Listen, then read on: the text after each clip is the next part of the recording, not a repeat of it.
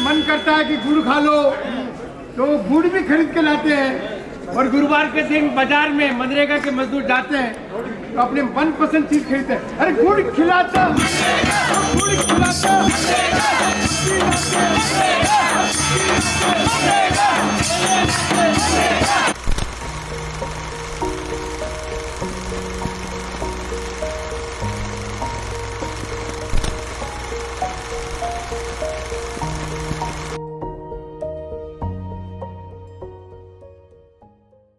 आज का ये मनरेगा बचाओ मोर्चा जो एक तरह से प्रोटेस्ट की शुरुआत है, इसे आप कैसे देखते हैं? और आप इसमें शामिल होने आए हैं तो आप कुछ अपने अनुभव हमारे साथ साझा करें।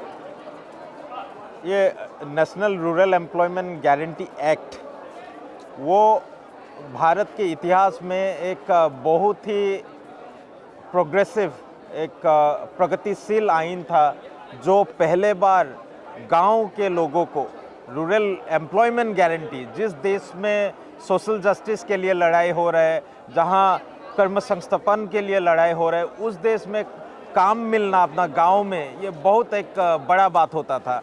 और इस ऐसा परिस्थिति में लोगों ने लड़ के, पूरा देश भर के लोगों ने लड़ के इसको एक एक्ट बनाया, एक आइन कानून बनाया जिसके तहत 100 डेज का वर्क, जो काम हम लोग डिमांड कर सकते थे।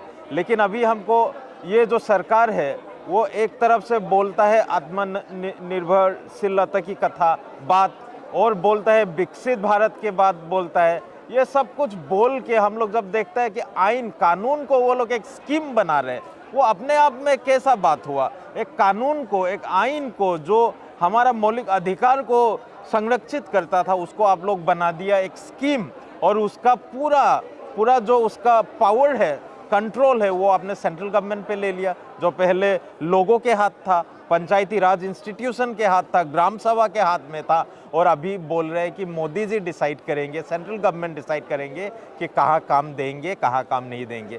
तो आप इसमें क्या समझना है हम लोग को कि पूरा जो हमारा गांव जो पंचायती राज है उसको आप ख़त्म करके, केंद्रीकरण करके, आप जो राज्य का जो ताकत था, शक्ति था, उसको आप जो डिसेंट्रलाइज डेमोक्रेसी था उसको आप सेंट्रलाइज कर रहे हैं। मतलब इंडियन फेडरलिज्म पे ये डायरेक्ट अटैक हो रहा है, और इसीलिए हम लोग सब इसके खिलाफ लड़ रहे हैं। वीबी जी राम जी, जो ये बीजेपी सरकार या केंद्र सरकार है जो कानून लागू कर रही है, इससे हमारी दिक्कत एक है, इसमें बोल रहे हैं कि 125 दिन देंगे हमको, इसमें उसकी गारंटी नहीं है, और 2 महीने की इसमें रिलैक्सेशन देने के क्रॉप सीजन में बोल रहे हैं।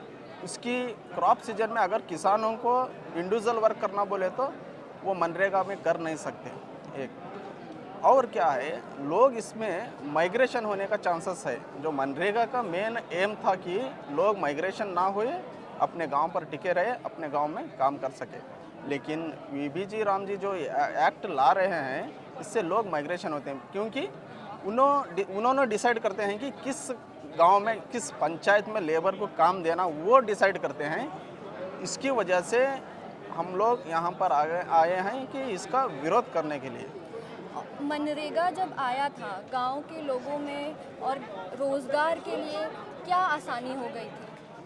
मनरेगा की वजह से एक माइग्रेशन को रोका, दूसरा मजदूर अपने गांव में हर साल 100 डेज पर विद फैमिली के साथ काम करने का एक आसान तरीका था, और जब चाहे, जब नीड हो तब काम कर सकता था, और एजुकेशन को, बच्चों के एजुकेशन के लिए भी सपोर्ट हो सकता था।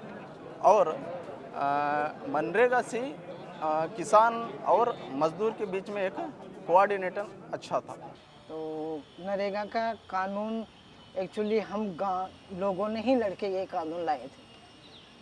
इसके लिए हम लोगों ने बहुत संघर्ष किया, क्योंकि हर हाथ को काम मिले, काम का पूरा दाम मिले। नरेगा एक ऐसी चीज़ है जो हर इंसान को काम देती है, चाहे वो कोई भी हो। इस देश को जो बनाने वाले थे महात्मा गांधी के नाम पर जो मनरेगा प्रोग्राम, जो मिशन रोजगार गारंटी दी गई थी, ये एक बहुत बड़ी अहम गारंटी थी, और इससे हिंदुस्तान के लाखों करोड़ों मजदूर जो हैं वो फ़ायदेमंद होते थे।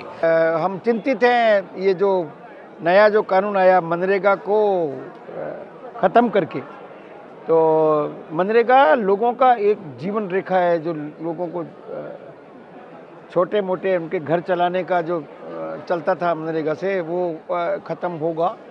और ये नया कानून वास्तव में कुछ देने वाला नहीं है। अगर ये कह रहे हैं कि हम 125 दिन की बात कर रहे हैं, तो आप 25 दिन बढ़ा देते ना। जो पहले 100 दिन था तो उसमें 25 दिन और बढ़ाए थे। भाई आप ये कहते बीजेपी ने देखो बढ़िया काम किया, हमने 25 दिन बढ़ा दिए, तो आपकी वाहवाही करते कि यार चलो बीजेपी ने 25 दिन बढ़ा दिए, आप मजदूरी बढ़ाओ, हम वाहवाही करेंगे। आप 25 दिन, तो अब ये 25 दिन बढ़ाने में ख़त्म करने की क्या ज़रूरत थी? क्योंकि ख़त्म किया है, 25 दिन का नाटक है, ताकि लोग ये कहेंगे कि 25 दिन 125 दिन मिल गया। और नाम में क्या दिक्कत है? अब ये कानून में ना कहीं भी राम जी नहीं बैठता है। ये कानून को आप ये देखोगे तो इसमें विकसित भारत रोजगार और आजीविका के लिए गारंटी मिशन ग्रामीण भी, अब इन्होंने लिख दिया जी राम जी। मतलब कानून में ही आप लिख रहे हो, तो आप भावनाओं के साथ खेल करना चाह रहे हो। आप कहोगे राम जी के नाम से कोई दिक्कत नहीं करेगा। ये कानून 50 पेज से ज़्यादा का है। मैंने एक एक लाइन इसमें पढ़ी है, इसी वजह से ढूंढ रहा था कि ये कहाँ कहाँ रोकेगा। तो जो पहले नरेगा था, मनरेगा में पूरी 100% मजदूरी की गारंटी केंद्र की थी। अब इन्होंने कह दिया कि नहीं, 40% राज्य देगा, 60% हम देंगे। तो राज्य देगा तो ये देंगे, तो इसका मतलब राज्य के पास नहीं है, तो आपका पहला मस्टोर ही रुक गया। दूसरा ये कहते 2 महीने काम बंद रखेंगे। भाई क्यों रखोगे बंद? क्योंकि इनको लगता नहीं फ्रीज कर दो, क्योंकि बड़ी जो ठेकेदार हैं या बड़े जो पैसे वाले हैं या जिनके पास ज़्यादा है, उनको लगा अरे यार क्या मनरेगा चला दिया, मजदूर नहीं मिलते, तो इसका मतलब 2 महीने बंद रखो तो उनको मजदूर सस्ते मिल जाएं। तो आप मजदूरों के साथ खेल कर रहे हो, और उस वजह से माइग्रेशन बढ़ेगा, घर में दिक्कत आएगी, तो खूब सारी चीज़ें होनी है। पूरा महिलाओं को इतना आत्मसम्मान मिला मनरेगा से, महिलाओं के घर में पैसा गया, उनके खाते में पैसा गया, और वो पैसे से उनका जो गर्व था वो बहुत तगड़ा था। अब वो पैसा ख़त्म, क्योंकि महिला की वो आज़ादी, उनको वो पैसा बिल्कुल बंद हो जाएगा। तो वो जो हिस्से हैं बड़े, इसमें बाकी सब बहुत कुछ इसमें लिखा हुआ है, लेकिन वो सब केंद्र तय करेगा। क्या तय करेगा? कि हम तय करेंगे कौन से इलाके में कितना बजट बनाएंगे, मानक दिवस कितना है, कहाँ तय करेंगे, जहाँ हमारी मर्जी, कहाँ चलाएंगे जहाँ हमारी मर्जी, कितना चलाएंगे जहाँ हमारी मर्जी, बजट इनकी मर्जी, काम इनकी मर्जी, जगह इनकी मर्जी। तो फिर आप क्या करने वाले हो? हमें आज भी नज़र आता है कि जहाँ आपको लगेगा कि हमारी सरकार ही नहीं है, तो वहाँ क्यों चलाओगे आप? आज आप यहाँ मनरेगा बचाओ मोर्चा में शामिल हुई हैं। मनरेगा से आपको क्या सुविधाएं आज तक मिलती रही हैं, और अब आपको इसमें जो बदलाव हुए उससे क्या खतरे नज़र आ रहे हैं? इससे हमको बदलाव यह हुआ है कि पहले जब भी मनरेगा था, महात्मा गांधी राष्ट्रीय ये जो था, इस योजना के तहत हम काम भी मांगते थे, कहीं से भी, जिला से, अंचल स्तर से भी काम मांगते तो हमें काम समय पर मिल जाता था। अगर नहीं मिल जाता उसके लिए हम प्रदर्शनी धरना भी देते थे। हम महिला मजदूर है, धरना भी देते थे। धरना देने के बाद 1 से 2 दिन धरना पर बैठते थे, हम लोग को काम मिल जाता था, कोई प्रॉब्लम नहीं होता था। पेमेंट भी हम लोग का टाइम से हो जाता था, काम भी हम लोग का टाइम से मिलता था। लेकिन जब तक ये नया कानून बीबी राम जी जो हुआ है, इस कानून के तहत से जब हुआ है तो हम लोग काम मांगने जाते हैं तो काम नहीं मिल रहा है। धरना भी चल रहा है, अभी मुजफ्फरपुर में भी धरना है ऐसे भी, लेकिन कहीं से कोई कार्रवाई नहीं हो रहा है, कोई काम नहीं हो रहा है। और इससे हमको, क्योंकि हम मनरेगा पर ही आश्रित है, जब हमको काम नहीं मिलेगा तो हम अपना पालन पोषण, बच्चे को पढ़ाई लिखाई जो भी था हम लोग सब मनरेगा से ही करते थे।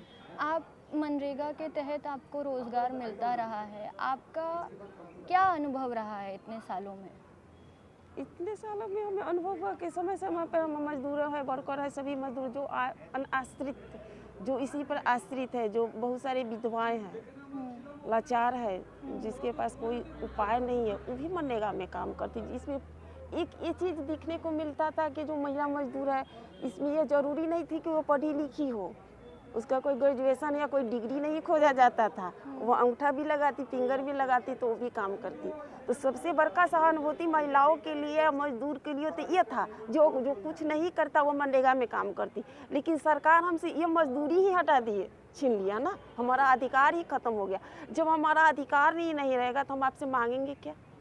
नरेगा शुरुआत हुआ था उससे पहले से ही नरेगा आए, उसको लेकर के हम लोगों ने आंदोलन किया, हम लोगों ने संघर्ष किया और अंततः नरेगा इस देश में लागू हुआ 2 फरवरी 2006 से। अभी यहाँ दिल्ली में आए हैं नरेगा बचाओ संघर्ष मोर्चा में।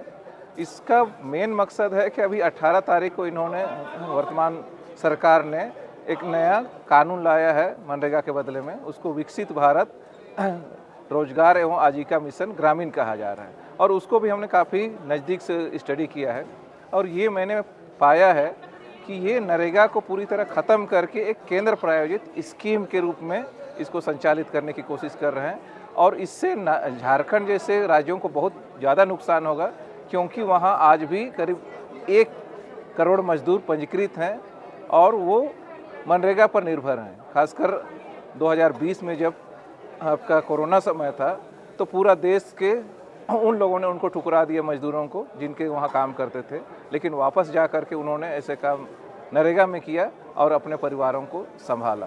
तो झारखंड पलायन के लिए जाना जाता है, गरीबों के लिए जाना जाता है, गरीबी के मामले में जाना जाता है और महिलाएं जो बच जाती हैं, दलित हैं, आदिवासी हैं, उनके लिए एक लाइफलाइन है मनरेगा, जीवन रेखा है। तो उस जीवन रेखा पर एक तरीके से केंद्र सरकार ने हमला किया है। तो हम लोग यथासंभव ये कोशिश कर रहे हैं कि नरेगा को हम लोग संघर्ष के बल पर लाए थे और संघर्ष के बल पर बचा के भी रखेंगे, ये हमारी उम्मीद भी है संघर्ष।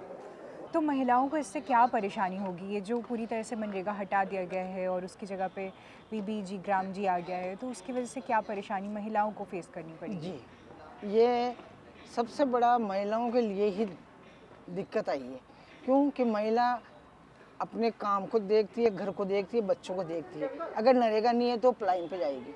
तो सबसे बड़ा उनके बच्चों की शिक्षा प्रभावित हो रही है, बच्चे नहीं पढ़ा पा रहे हैं क्योंकि वो 6 महीना बाहर रहते हैं, 6 महीना गांव में आते हैं। तो बच्चों के तो एक बार एडमिशन हो जाता है तो दूसरी बार कोई कुछ होता नहीं है, तो बच्चों के पे बहुत बड़ा असर कर रहा है। बच्चे स्कूल तभी जा रहे हैं जब उनकी माँ नरेगा में जा रही है, क्योंकि उनको पता है मेरी माँ यहीं रह रही है, तो वो रेगुलर स्कूल जा रहे हैं। दूसरा ये है कि बीबी राम जी जो लाए हैं, वो पहले वाला कानून में कोई दिक्कत नहीं था, ये सब कुछ करने की कोई ज़रूरत नहीं थी। वो एक सिंपल सा महात्मा गांधी रोजगार गारंटी, सिंपल सा नाम था और बहुत अच्छा नाम था, तो उसको हटा के और आप जी राम जी लगाना, ये जी राम जी को डालने की क्या जरूरत थी? राम जी को सब लोग जानते हैं, कौन नहीं जानता दुनिया में, सब जानते हैं, देखा किसी ने नहीं है। तो फिर ये जी राम जी डालने से क्या मतलब? हमें तो वो ही नरेगा चाहिए पहले वाला, जो हमारी रोजी रोटी है, हमें आत्मसम्मान के साथ हमें जीना सिखाया है। और नरेगा कोविड के अंदर लोगों का पेट पाला। अगर कोविड में नरेगा नहीं चलाते तो कोविड से कितने लोग मरते पता नहीं, लेकिन भूख से लोग मर जाते। ये वो नरेगा है। अब आप इसको कह रहे हो कि हम 2 महीना तो हम काम बंद रखेंगे बारिश के टाइम में, फिर उसके बाद में उनके 48 गुरुवार हो जाते हैं, 3.5 महीने लगभग चले गए। फिर अब ये कह रहे हैं कि हम 125 दिन देंगे। तो 125 दिन जब आप 100 दिन अभी कंप्लीट नहीं करा रहे हो तो 125 दिन कैसे कंप्लीट कराओगे? और कंप्लीट कैसे होंगे 125 दिन? सही बात है। ये कह रहे हैं हम 400 रुपये मजदूरी देंगे, 281 अभी नहीं दे रहे, तो 400 रुपये की कहाँ से देंगे? ये कह रहे हैं कि 60% गवर्नमेंट केंद्र सरकार देगी, 40% राज्य सरकार देगी। राज्य सरकार तो वैसे ही लोन लेके लोगों की तनख्वाह चुका रही है, तो 40% कहाँ से देगी? जब तक राजस्थान सरकार 40%, स्टेट सरकार जब तक 40% नहीं देगी, ये 60% नहीं देंगे, तो वो नरेगा चलेगा ही नहीं। फिर आप कह रहे हो कि कितने करोड़ लोग हैं जो बेरोजगार हो जाएंगे, तो वो इतने करोड़ लोग कहाँ जाएंगे? वो सब शहरों की ओर भागेंगे, फिर उनकी ज़िंदगी में वही पूरा पहले जैसा ही हो जाएगा कि बच्चे कहाँ है, पत्नी कहाँ है, बाप कहाँ है। देखिए, सबसे पहला तो मैं 125 दिन वाला को साफ साफ कहता हूँ कि ये एक जुमला है। जुमला इन द सेंस कि मतलब बोलेंगे, देना है नहीं। नरेगा में आपका 100 दिन गारंटी था और हम नरेगा में 12 दिन मौका था, तो 12 महीना मौका था। तो 12 महीना मौका होने के बावजूद भी नेशनल और स्टेट कभी भी आपका 53 से ऊपर नहीं गए, जबकि गारंटी था। अब नए वाले कानून में गारंटी तो रहा नहीं। केंद्र सरकार जब चाहे जहाँ चाहे वहाँ नोटिफाई करेगी, उसके हिसाब से स्कीम को इम्प्लीमेंट करेगी। तो 125 दिन कभी भी उनका मजदूरों का पूरा नहीं होगा। जब 100 दिन ही पूरा नहीं हो रहा था तो 125 दिन कैसे पूरा होगा। दूसरा बात है कि इन्होंने नरेगा के बदले कानून लाया है, उसमें 60 दिन का स्विच ऑफ पीरियड रखा है। मतलब कृषि का जो पीक सीजन होगा बुआई और कटाई के समय, वो 60 दिन आपका स्विच ऑफ पीरियड रहेगा, मतलब वो स्कीम नहीं चलेगा। तो 60 दिन तो 365 में ऐसे ही माइनस कर दीजिए। उसके अलावा स्थानीय लोगों का अपना पर्व है, त्यौहार है, सांस्कृतिक कार्यक्रम है, हाट है, बाजार है, तो इन तमाम चीज़ों का आप देखिएगा तो संभव नहीं है कि कभी 125 दिन उनको काम मिलेगा। दूसरी बात कि ये 60 और 40 का जो स्टेट के ऊपर में 40% का वित्तीय भार डाला गया है, पहले से ही झारखंड जैसा राज्य वित्तीय बोझ से कराह रहा है, दबा हुआ है। वहाँ स्टेट का जो 136 करोड़ रुपया रॉयल्टी बनता है वो केंद्र सरकार उनको नहीं दे रही है। और मैं तो कई सेंट्रल स्पॉन्सर्ड स्कीम में ये देखता रहा हूँ कि राज्यों को अक्सर ये परेशान करते रहे हैं। उदाहरण के लिए 2 साल से आपका जल जीवन मिशन का झारखंड का पैसा नहीं दिया है, पंचायतों का पैसा जो 15वां वित्त आयोग है उसमें 2 साल से नहीं दिया है। तो स्टेट को परेशान होगा और स्टेट इससे उबर नहीं पाएगा। तो झारखंड जैसे राज्य के लिए बहुत बड़ा नुकसान होगा ये नए वाला कानून में। आज जो हम ये बदलाव देख रहे हैं मनरेगा में, वो आप उसको कैसे समझते हैं और उसका क्या प्रभाव होगा लोगों पर? ऐसा है कि हमारे हिंदुस्तान में गांव पिछले कई सालों से बर्बादी के तरफ बढ़ रहे हैं। रोज़गार का सबसे बड़ा संकट है और वो बीच बीच में अब नफरत भी आ गई है।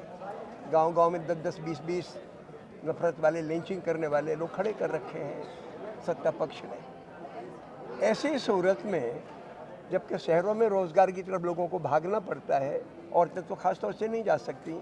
मनरेगा लोगों को, ख़ास तौर से औरतों को रोज़गार देता था। सरकार की नीति पिछले 10-11 साल से ये रही कि मनरेगा को जितना इग्नोर कर सको उतना करो, यानी 4-4 महीने भुगतान में देरी करो, मनरेगा की मजदूरी को बाहर की मजदूरी से काफ़ी कम रखो ताकि लोग मनरेगा में काम करने ना आए।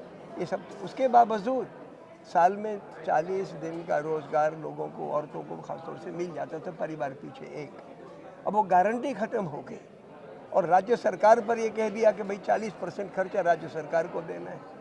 लिहाजा कई राज्य सरकारें ये बहाना बना के या मजबूरी में कि भाई हमारे पास इतना पैसा नहीं है तो हम नहीं चला पाएंगे, तो एक बहुत बुनियादी खोट पैदा किया। और ऊपर से कुछ जिन इलाकों में सेंट्रल गवर्नमेंट चाहेगी उनमें लागू होगा, तो इस तरीके से मनरेगा को ख़त्म करने की साजिश है। तो हमारे जैसे ललितपुर जिला है यूपी का, बुंदेलखंड के तमाम ज़िले हैं जहाँ पे रोज़गार का संकट है, ये बहुत दिक्कत पैदा करेगा लोगों को। अब थोड़ा हम लोगों को समझाएंगे कि कश्मीर में मजदूरों का क्या हाल था और मनरेगा ने कश्मीर में कैसे? देखिए, जब मनरेगा आया आज से 15 साल शायद 6-7 में आया, तो इस वक्त कश्मीर के लोग पंजाब रुख करते हैं मजदूरी करने के लिए, क्योंकि सरमा के 6 महीने होते हैं, बड़े टफ वहाँ होते आज भी। तो जब मनरेगा आया तो वो प्लान बंद हो गया, कश्मीर ने वही मजदूरी स्टार्ट। मतलब इसमें एक बहन ने, बेटी ने, एक माँ काम लेती थी, वो अपने बच्चों को भी साथ, उनको भी कुछ न कुछ मिलता था। लेकिन अब नहीं, अब ठेकेदारों के हाथ चला गया। तो नाम बदलने से इसे कुछ नहीं है, मनरेगा जो था वही इम्प्लीमेंट करे महात्मा गांधी के नाम पर। Since the MG Narega is not here anymore, it was important for India, but now it's not there anymore. So what message do you have for people? Do you think they should speak up for it? No, of course they should speak up for it, but it's a broader problem. I was thinking that a lot of people in India will think, well, you know, these are laborers, fine, what has it got to do with us? You know, people in the middle class, so people think that this won't affect us. But actually what is going on is that there's a full-scale attack on the idea of democracy in India. And this is just this is an element. See, what they've removed is the right of people to work. Right? They've changed the law and they've taken what is theirs and given it to contractors.